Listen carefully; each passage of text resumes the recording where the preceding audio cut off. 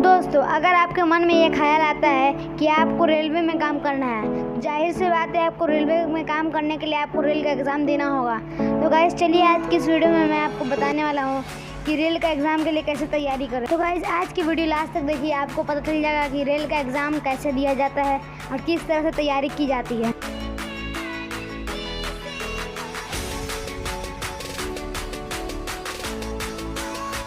तो गाइस हम सबसे पहले जान लेते हैं कि इंडियन रेलवे में जल्दी से शामिल होने के लिए हमें क्लास 12वीं को पास करने के बाद आपको पोस्ट में अप्लाई करना होगा।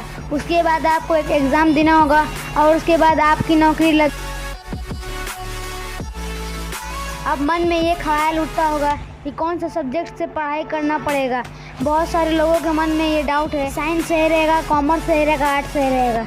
गाइस मैं आपको बता दूं, इन तीनों में से आप कोई भी एक सब्जेक्ट पढ़ने के बाद रेल का एग्ज़ाम दे सकते हैं। दोस्तों, पहले आप ग्रेजुएशन करने के बाद सिर्फ 4 पोस्ट में अप्लाई कर सकते थे, पर अब 20 पोस्ट में अप्लाई कर सकते हैं। बहुत सारे पोस्ट ऐसे हैं जहाँ सिर्फ ग्रेजुएशन की जरूरत पड़ती है, जैसे गुड्स गार्ड, सीनियर क्लर्क कम टाइपिस्ट, जूनियर अकाउंट असिस्टेंट कम टाइपिस्ट। और उसके साथ आपको कंपटीशन के एग्ज़ाम में कमर तोड़ मेहनत करनी पड़ती है, क्योंकि आपके साथ लाखों आदमी अप्लाई करते हैं। कंपटीशन के एग्ज़ाम में कमर तोड़ मेहनत करनी पड़ती है और इस कंपटीशन के एग्ज़ाम में बहुत कम ही ऐसे आदमी हैं जो इस एग्ज़ाम को क्रैक कर पाते हैं। दोस्तों, अगर आपके मन में ये ख्याल उठता है कि आपको टीसी बनना है, तो आप सबसे पहले इसके बारे में जान लीजिए।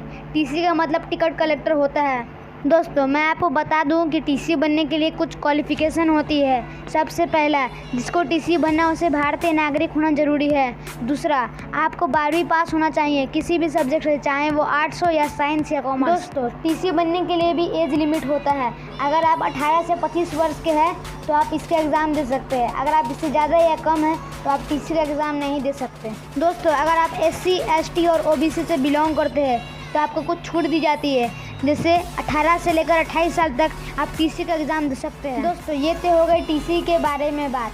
अब मैं आपको बताता हूँ कि आप ये जॉब को कैसे ले सकते हैं। ऑनलाइन या ऑफलाइन डॉक्यूमेंट भरने के बाद जब आपका डॉक्यूमेंट सक्सेसफुल होता है तो आपको इंटरव्यू के लिए बुलाया जाता है। इसमें आपको कुछ ज़रूरी सवाल पूछे जाते हैं। इसके बाद आपको रिटन एग्ज़ाम देना पड़ता है।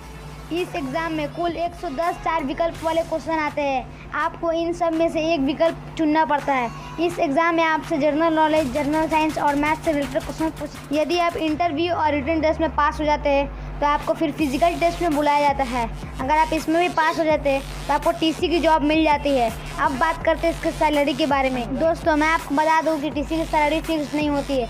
उनकी सैलरी उनकी पोजीशन पर डिपेंडेंट होती है। दोस्तों, टीसी की मिनिमम सैलरी 9300 होती है। इस जॉब में आप जितना सीनियर होते जाएंगे आपकी सैलरी उतनी बढ़ती जाएगी। अब आपके मन में सवाल उठता होगा कि टीसी, टीटी और टीटीई सेम होते हैं या नहीं। तो दोस्तों, मैं आपको बता दूं कि टीसी, टीटी और टीटीई सेम होते हैं और इन तीनों का काम भी सेम होता है, टिकट चेक करना। और इन सब में सबसे सीनियर टीटीई होते हैं। उसके बाद जब आप 60 साल के हो जाएंगे तो आप रेलवे से रिटायर हो जाएंगे और आपको घर बैठे बैठे पेंशन मिलेगा। दोस्तों, आज की वीडियो में इतना ही। मिलते हैं नेक्स्ट वीडियो में। आशा करता हूँ वीडियो अच्छी लगी होगी और वीडियो ज़रा से भी अच्छी लगी है तो please like, subscribe and share. इससे हमें सपोर्ट मिलता है। बाय।